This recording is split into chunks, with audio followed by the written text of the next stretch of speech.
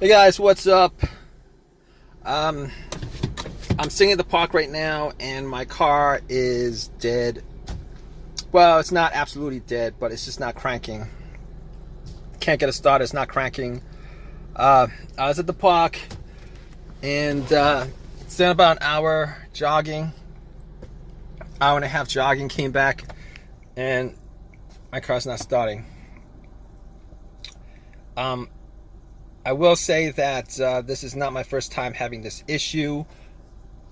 I've been having this issue sporadically for like the last couple months, but lately it's been, I'd have to try more than usual to turn on. I'd have to try to start it a couple of times. I mean, last week I had to try to start this car, I'd say like 7 times before it turned over, and then it worked fine afterwards. But right now it's just totally dead. Well, not totally dead. I mean, it just won't start like before. But I mean, I've tried about 20 times now to try to start up, and it's not starting at all. I've only been out for like an hour and 30 minutes. Parked my car an hour and 30 minutes. So I'm pretty sure I didn't need the lights on. Check didn't need the lights on.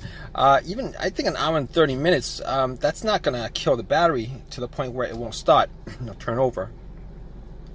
So but I mean, that was the first thing that popped up. Dead battery. Maybe it's weak, maybe it's whatever. But I went out, turned the headlights on, and just checked to see how bright the headlights were, and the headlights were pretty bright. So I'm like, it's probably not the battery, but I don't know 100% if that's the case. I didn't know 100% that was the case. So, I mean, it took me about like 5-6 minutes to get somebody to help me out, jump the car. And funny enough, there was somebody there who was just hanging around in his car, and I'm like, hey, could you help me jump my car? Got cables, and had the cables on the battery for, I said, a good 5 minutes. Not 5 minutes, I'd say like 2 minutes. Had it on for 2 minutes, but that would be good enough. I mean, if it would be good enough. All right, I would at least hear like a slow crank if it was the battery that was the issue. But I didn't hear anything. I tried it a couple of times, turned on, didn't hear anything but a click, which I was hearing before. Hooking up the battery, hooking up the cables to the battery, jumping it. So at that moment, I knew I was in for a bigger issue than just a battery issue, terminals or whatever. I mean, my terminals are 100% clean, so I always make sure to check the terminals to make sure if they're 100% clean if I'm having these issues. But my terminals were pretty clean, so it's not the battery. So I'm like, it's not the battery. Could it be the alternator? And just by thinking about it, it couldn't be the alternator, because this car wasn't running when it decided not to start, and even in previous situations, the car wasn't, it wasn't running. When I try to, it wasn't running with the issues that I had. Normally with alternator issues, you would have a bad alternator if the car died out on you while you were driving. I mean, it could be other things, but normally alternator issues, that's it happens with the engine running, and this engine was not running at all. So and also I'm 100% sure of it, because I actually if you hook up cables to the battery, and if the alternator was dead because of and you can't start it, and it's because of the alternator, hook up cables to the battery and you turn the car on, it should just crank right up. It should just crank right up. And once you take the cables off, the car would just die out, and 100% sure that it was the alternator that was the problem. Okay, so it's not the alternator. 100% sure it's not the alternator. 100% sure it's not the battery either. So what next? What do I do next? So I was thinking, What else? It could be either a relay or a blown fuse, right? A relay or a blown fuse. Now, I don't have anything to test out the relay or the fuse on this car. I mean, it would be pretty easy to test out the fuses. The relay, not as easy, but I'm gonna say it's not the relay. It's not the starter relay. It's not the fuel pump relay. It's not the starter relay, and definitely not the fuel pump relay. It's not the starter relay. I know it's not the starter relay because I hear a click. I hear a click. You hear a click every time. Try to start it. You hear a click. I mean, it gets faint. You know, the more you do it, because, you know, the battery gets strained, but you do hear a click. So, I mean, the relay relays electricity from, you know, the battery to the starter. It relays electricity to the starter, and because you're hearing that click, it means that the solenoid's firing off. It's just that the engine is just not turning over. It's not cranking up. It's not running. So, at that point, I know it's not the relay. I mean, I can't say I'm 100% sure it's not the relay, but I'm going to say to a good certainty that it's not the relay. Like 90% sure it's not the relay. I'd have to test it out to make, you know, to make that 100%, but 90% sure it's not the relay. So what else? What else did I test out? I'm thinking, could it be a fuse? Maybe it could be a fuse, but all the times that I've had issues with fuses with this car, well, not this car, but I mean, with cars that I've had previously. So here's the thing about it. Twice I had fuse issues and it affecting my car starting up, not being able to start up. So I'm like, first issue with the fuse that I had was, you know, it would crank. Everything works, it would crank, but it won't turn over. It would crank, it won't turn over. It would crank up, it won't turn over. But that's not the issue here, because this car won't crank at all. It's not cranking at all. So that's not part of that fuse. That's not that particular fuse problem that I had before. Okay? Rule that out.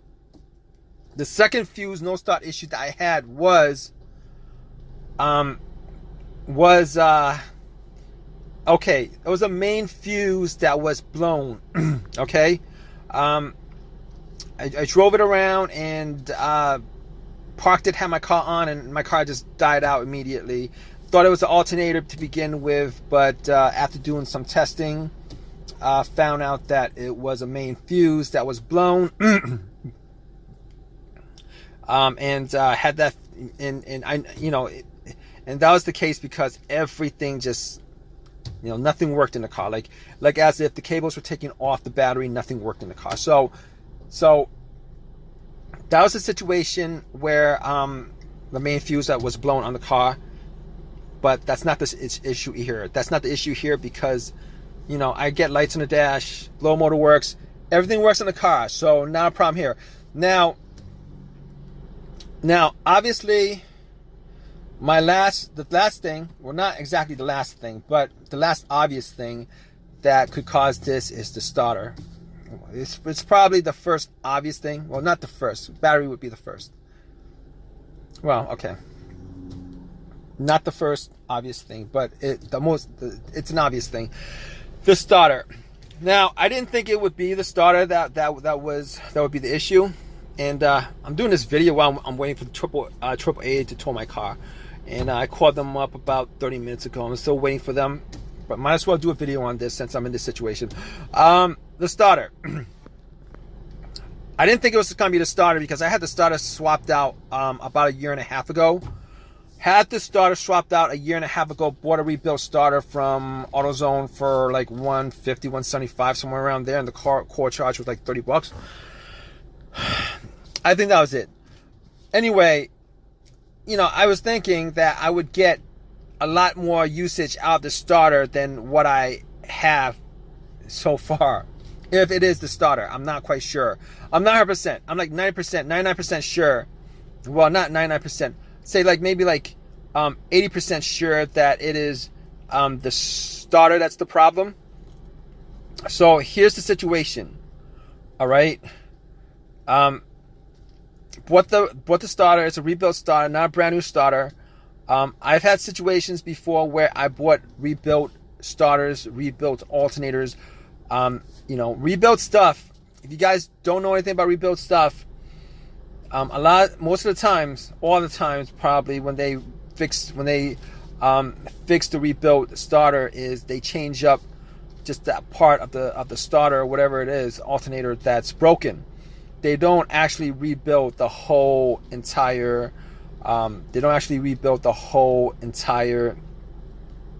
thing. So you could have, one component that's brand new on there, and then the rest of it has like 150,000 miles on it. The truth. The absolute truth. But even still, I didn't think that, I still don't know if it's a starter or not. I mean, it's hard for me to believe. I've only put on maybe like 15,000 miles for a year and a half, maybe a year and a half, 15,000 miles. And, right now I'm sitting in my car and I'm not going anywhere. And I'm thinking it's a starter. Now, I could do a couple of tests on it. I could try to like bump the starter, just bump it. If I have a long crowbar or something like that, bump it and then try to start it, see if I could get like one more start out of it. And if it does start up, it's definitely the starter. But I don't have that at the moment, and I'm not gonna go out and do that.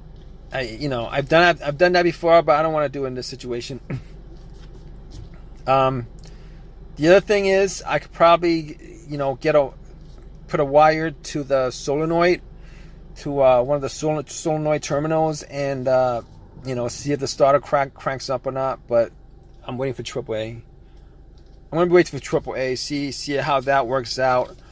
Kind of sucks.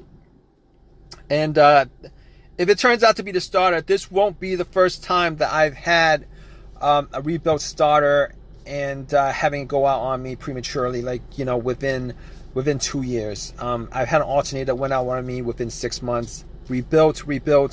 I'm a big fan of OEM parts. Probably should have just bought a used starter from eBay OEM and pop it in. I would probably be on the road right now instead of making this video. But I'll let you guys know. AAA is gonna be here to tow my car. I'll let you guys know what happened to my car. Hey guys, so my car is now working fine, and you guys guessed it. If you guys guessed like me that it was the starter, and it was the starter, it was still under warranty. Brought it to AutoZone, and man, I did a little complaining, to them about the starter only lasted that long. They said it's under warranty. You get a brand new, not a brand new one. You get another rebuilt starter, but it's free of charge. I'm like, no, that's not the point. The point is, I gotta spend time out of my day. I gotta spend time out of my day to put it in, take it out, put it in. Or if I was gonna pay for it, I would have to spend money out of my pocket to do it. Pain in the butt. Turned out to be the starter. It's not like the absolute worst situation in the world, but I would rather not have situations like this come up. It's just really a pain in the butt. And when I change a part on a car, I'm hoping that I get a certain amount of usage out of it. And I was thinking maybe 100,000 miles over, maybe like well over 100,000 miles. But guess what? They gave me another rebuilt starter, popped it in, it works. I've got a rebuilt starter in my car. So I got a rebuilt starter in my car. All right, replaced a rebuilt starter with another rebuilt starter. Sucks. And what are you gonna do?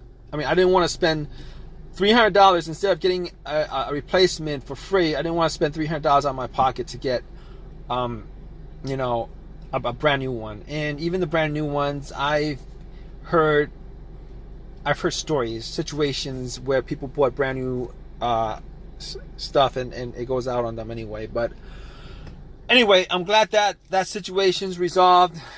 Really pain in the butt, frustrating, aggravating stuff that I really wish wouldn't happen. But apparently it is what it is, kind of thing. But you guys have any comments, please leave your comments in the comment section. Please give me a thumbs up. Please subscribe, guys. All right. Hope this has helped you out as far as your issues with your car. Hope hope if you do have this kind of situation that is as simple. No, not as simple, but it's not worse than that. All right, guys. Take care.